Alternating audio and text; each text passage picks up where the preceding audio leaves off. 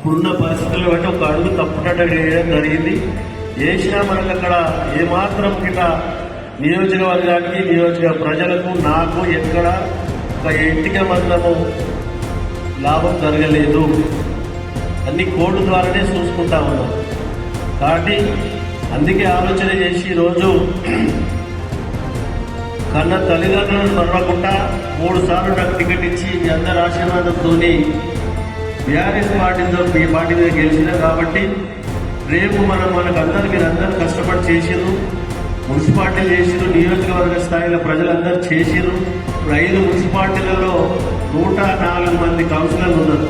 5 మున్సిపాలిటీలలో 104 మంది కౌన్సిలర్లు. దానికి మనం అందరము ట్రేడ్ యూనియన్ పరంగా ఒక వింగు, ఇక్కడ పెద్ద మనుషుల పరంగా ఒక వింగు, కుల సంఘాల పరంగా ఒక వింగు, అన్ని రకాల కేటగిరీ వేస్లో విభజించి మనము 5 మున్సిపాలిటీలలో కొద్దిగా మనకున్న సత్సంబంధాలు ఫ్రెండ్షిప్ అనుకో, చుట్టరికం అనుకో, బిజినెస్ అనుకో, ఇంకోటి రకరకాల సంబంధాలు ఉంటాయి. మనకి 20 కిలోమీటర్ల రేడియేషన్ మన కాన్సెన్స్ మొత్తం.